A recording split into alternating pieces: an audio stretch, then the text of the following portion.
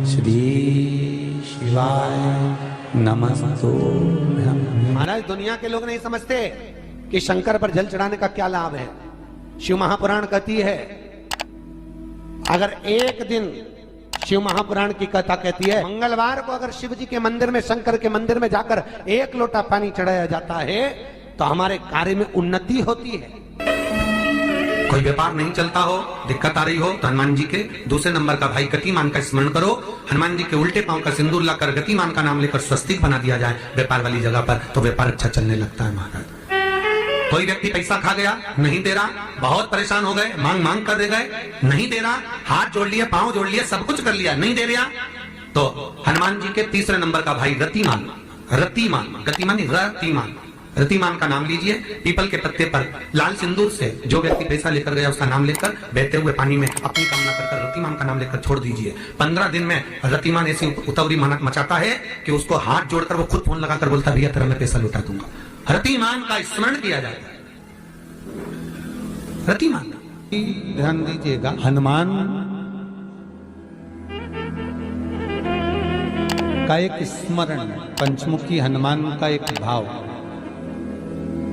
महाराज, जैसे बहुत ज्यादा तकलीफ अगर व्यक्ति को हो गई है, बहुत कष्टमय जीवन चल रहा है, हार गए हर जगह से और तकलीफमय जीवन चल रहा है, तो पंचमुखी हनुमान का एक शिव महापुराण का और स्कंद पुराण का एक बड़ा सुंदर मंत्र है। उस मंत्र को आप सब एक बार हमारे साथ में बोलें। ओम नमो हनुमते रुद्र अवताराय सर्व शत्रु संहारणाय सर्व रोग हराय सर्व वशीकरणाय रामदूताय स्वाहा। बस इस मंत्र को हाथ में काली तिल लेकर, एक जौ लेकर और गूगल लेकर, थोड़ा सा उसमें गाय का घी डालकर, कंडे को या अग्नि को जलाकर इस मंत्र का 11 बार 21 बार जाप कर कर अपनी कामना कर कर छोड़ दीजिए। कैसा भी रोग हो, बीमारी हो, कष्ट हो, दुख हो, तकलीफ हो, 21 दिन के अंदर वो आनंद आना प्रारंभ कर देता है। इस मंत्र, स्कंद पुराण का, शिव महापुराण का ये मंत्र मूल पंचमुखी हनुमान सुख देंगे। और एक और चीज याद रखिए हमारा, यदि कोई काम के लिए जा रहे हो, कोई व्यापार के लिए जा रहे हो या नौकरी करने के लिए जा रहे हो और लगी नहीं रही, बहुत तकलीफ पा रहे हो, सर्विस ही नहीं लग रही, बहुत कष्टमय हो गया, तो निवेदन करूंगा 5 पीपल के पत्ते पर बेसन के 5 लड्डू घर में बने हुए, गाय के घी के 5 लड्डू रख लो। उस लड्डू के बीचों बीच एक आटे का दिया और उसमें तिल्ली का तेल डालकर इसी मंत्र का प्रयोग कर कर पंचमुखी हनुमान का किसी भी हनुमान के मंदिर में जाकर, दक्षिण मुखी हनुमान के मंदिर में जाकर उसको रख कर आ जाइए। इसके बाद आप उस काम के लिए जाइए, आपका काम सफल हो जाएगा। आपको किसी को नहीं कहना पड़ेगा कि हाथ जोड़ना नहीं पड़ेगा, किसी के पांव नहीं पड़ना पड़ेंगे, तुरंत काम होगा। बस इस मंत्र का स्मरण कर कर पंचमुखी हनुमान का भूतेश्वर जो मंत्र है वो सुख देने वाला। पूरे घर में वास्तु के हिसाब से केवल एक दीवार ऐसी होती है जहां पर हनुमान जी का चित्र लगाया जाए।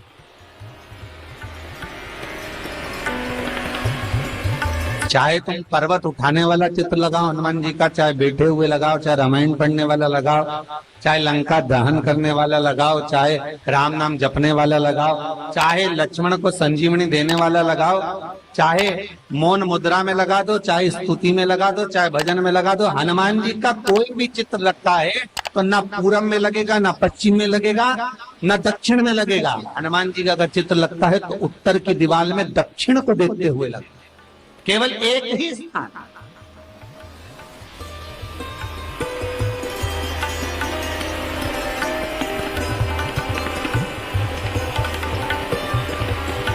जैसे पूर्वजों के चित्र को, पितरों के चित्र को, गए हुए हमारे जीवों के चित्र को दक्षिण में विराजमान किया जाता है, उसी तरह हनुमान को उत्तर में विराजमान कर कर दृष्टि दक्षिण में कर दी।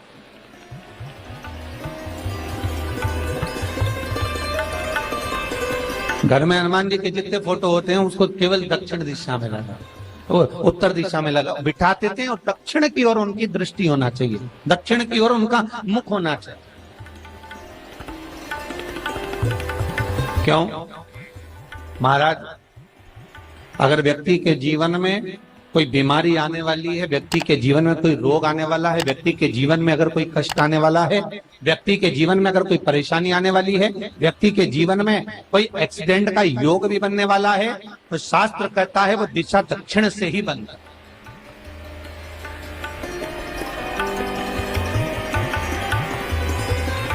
ये दक्षिण जो दिशा है ये यम की दिशा।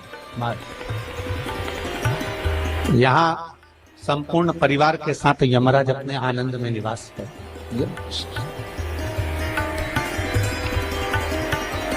और जब हमारे घर में, हम ये नहीं कह रहे कि आप हनुमान जी का फोटो लगाओ, हम ये भी नहीं कह रहे, आपके घर में हो और आपने अगर विराजमान कर रखा है किसी दिशा में, तो हमारा तो निवेदन रहेगा, अभी तक आपने अगर जैसा रखा, पर एक बार दिशा बदल कर देखना कि रोग, बीमारी, कष्ट, दुख, तकलीफ में आपको लाभ मिला कि ना। हनुमान जी ने केवल दक्षिण दिशा की ओर अगर मुख कर हमने विराजमान कर दिया, फोटो ही विराजित किया। हम ये नहीं कहेंगे आपसे कि आप बाजार से फोटो खरीद के लाओ फिर लगाओ, नहीं, आपके घर में हो तो आप लगा दें, आपके घर में हो तो विराजमान।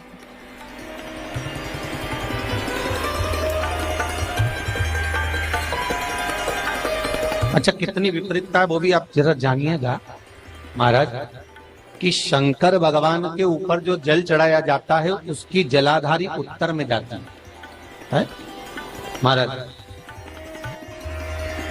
भगवान शिव का जो जल जा रहा है वो उत्तर की ओर जा, और हनुमान जी को उत्तर में विराजमान कर मुख दक्षिण की ओर कर। क्यों? प्रबल दिशाओं में उत्तर और दक्षिण महाराज, ये जो दो दिशाएं, इनको साधने के लिए कोई देवता आगे नहीं। अगर इन दिशाओं को कोई साधने वाला है तो केवल एक देवाधिदेव महादेव ही हो सकता। काल का हरण करने वाला वो महान काल ही हो सकता। शंकर का ही एक अवतार है हनुमान जी महाराज, रुद्र अवतार महाराज। हनुमान जी से कहा तुम दक्षिण की ओर दिशा पर संभालिए, शिव जी कहते हैं मेरा जल जब उत्तर की ओर जाएगा तो इस दिशा को मैं संभालू, चिंता ना करिए।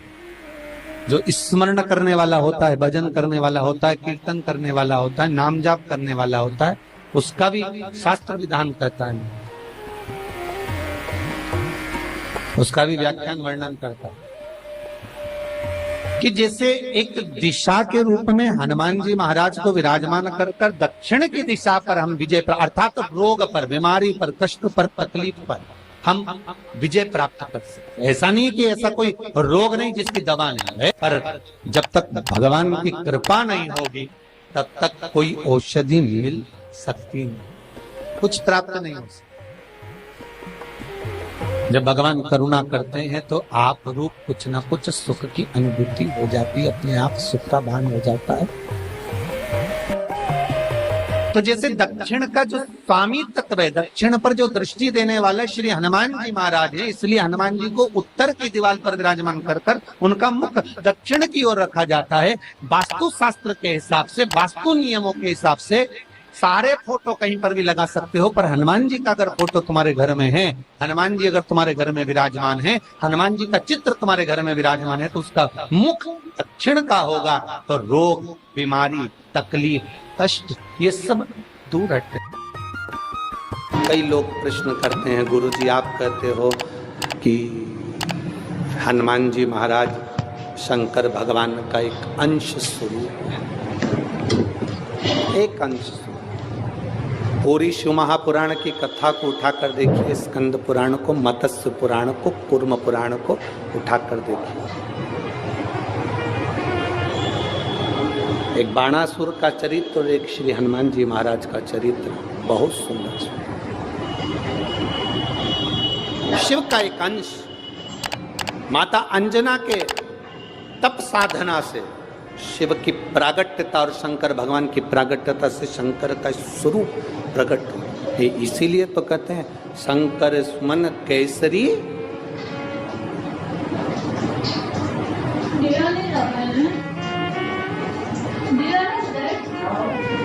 शिव का एक स्वरूप है हनुमान जी। हम तो हमेशा कहते हैं अगर आप हनुमान जी का भी दर्शन कर रहे हैं तो ये अंदाजा लगा कर रखें कि आप शंकर का दर्शन कर रहे हैं। आप शंकर का दर्शन कर रहे हैं तो ये अंदाजा लगा कर रखें कि आप हनुमान जी का दर्शन कर रहे हैं। सब एक, कोई भेद नहीं, सब एक, कोई भेद नहीं। देवताओं, आप एक बेलपत्र, जैसे आप एक बेलपत्र कि ये दो जो पत्तियां होती हैं, जरा ध्यान देंगे, ये दो जो पत्ती नीचे की रहती है बेलपत्र, आगे का भाग एक बेलपत्र और नीचे की जो ये दो पत्तियां होती हैं, इन दो पत्तियों के ऊपर एक एक शमी पत्र, ये दो जो पत्तियां हैं इन पत्तियों के ऊपर एक एक शमी पत्र और लाल चंदन ये रखकर कितना भी रोगीला व्यक्ति हो, रोग से ग्रसित व्यक्ति हो, जिंदगी में कितना ही दुख पड़ रहा हो, बेलपत्र की ये दोनों पत्ती जिसके ऊपर शमी पत्र रखकर, लाल चंदन रखकर श्री हनुमान जी महाराज और हनुमान जी महाराज के तीसरे नंबर के भाई श्री गतिमान जी। हनुमान जी कितने भाई हैं? 6। उसमें हनुमान, रतिमान, प्रतिमान, मतिमान, गतिमान, तो जो नीचे के क्रम में आते हैं श्री गतिमान जी, उन गतिमान जी और हनुमान जी का नाम लेकर जो शिवलिंग के ऊपर समर्पित कर देता है, रोग का निवारण होता ही है, रोग मुक्ति होती है। मंगल का प्रदोष निकाल कर रख लो कि मंगल का प्रदोष इस दिन पड़ रहा है, मंगल की त्रयोदशी तिथि पड़ रही है, प्रदोष व्रत मंगलवार का पड़ रहा है।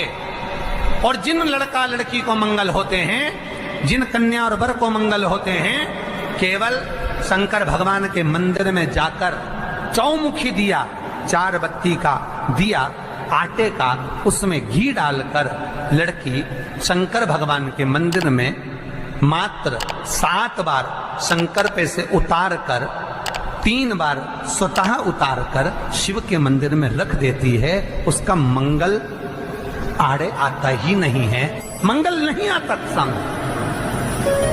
मंगल प्रदोष व्रत का इतना महत्व है महाराज। जब जिस महीने में जो प्रदोष पड़ा करे, जब प्रदोष पड़े, बन सके 1 बेलपत्र, बन सके 5 बेलपत्र, शमी पत्र, हरे मूंग,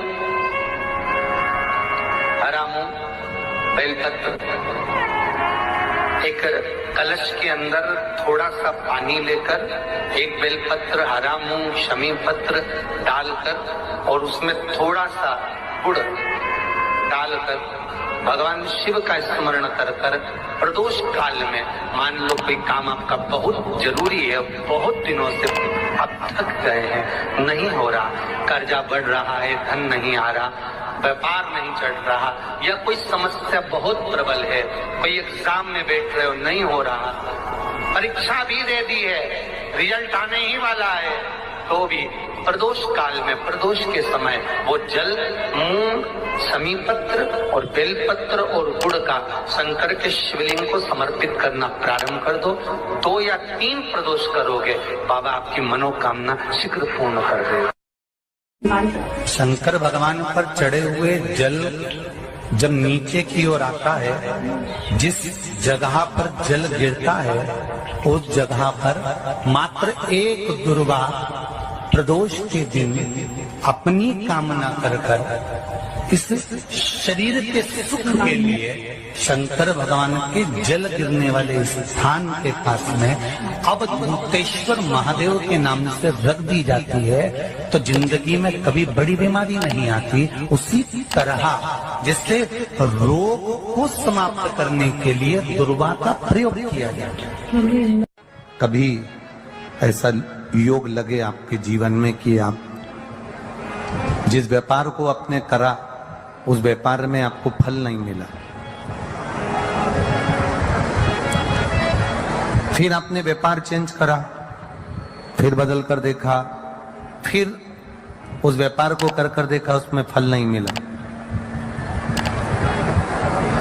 फिर आपने वापिस व्यापार को बदलने का विचार किया, तो हमारा निवेदन रहेगा उस व्यापार को बदलने से पहले एक काम जरूर कर देखो। 3 स्थान पर बेलपत्र को चढ़ाकर देखिएगा।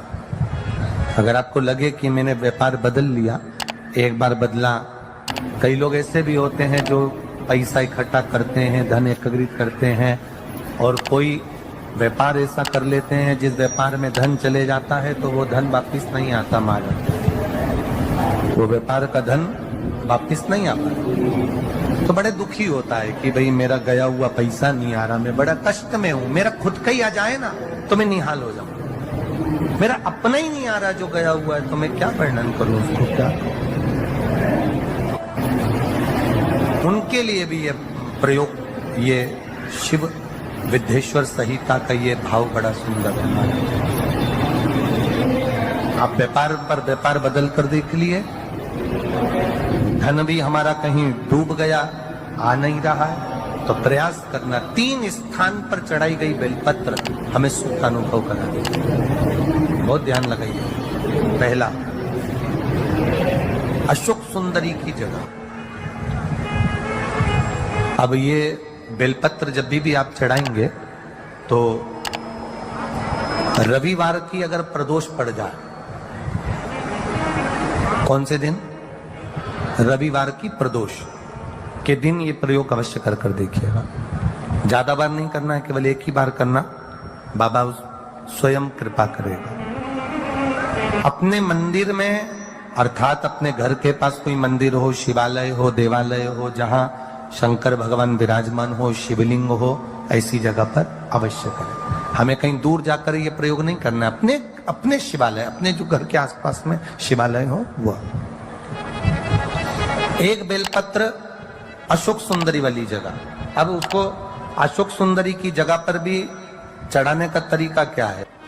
जब हम बेलपत्र चढ़ाएंगे तो उस बेलपत्र को चढ़ाते समय आपकी जो बेलपत्र की डंडी है, वो बेलपत्र, रविवार प्रदोष के दिन का ये उपाय है महाराज। ये बेलपत्र की जो डंडी है, इस डंडी का भाग शिवलिंग की ओर होना चाहिए। ये जो डंडी है, इसका भाग अशोक सुंदरी पर जब चढ़ाएंगे तो शिवलिंग की ओर इसका भाग होगा महाराज। दूसरी, बेलपत्र को जब हम समर्पित करेंगे, जया, विषहरा, शामरीवारी, दौतली, देव, मान लो जलाधारी ऊपर नहीं है शंकर जी के, तो उसका स्मरण कर 5 कन्याओं का नाम लेकर, जया, विषहरा, शामलीवारी, दौतली, देव, इनका स्मरण कर शंकर भगवान के शिवलिंग पर बेलपत्र रखेंगे। बेलपत्र कहां रखना है? आप अगर यहां बैठे हो तो आपके विपरीत में डंडी का मुख होना चाहिए। ये बेलपत्र की जो डंडी है, इसका मुख आपके विपरीत में हो। आप यहां बैठे हो तो डंडी उधर होगी, आप इधर बैठे हो तो डंडी का मुख इधर होगा, आप उधर बैठे हो तो डंडी का मुख इधर होगा। आपके ठीक विपरीत की ओर डंडी का मुख हो। ये 2 जगह बेलपत्र समर्पित करने के बाद तृतीय बेलपत्र शिवलिंग की जो जलाधार है, जहां पर भगवान शंकर का शिवलिंग रखा है, वहां स्पर्श कराकर, केवल छुआना है, स्पर्श कराकर बेलपत्री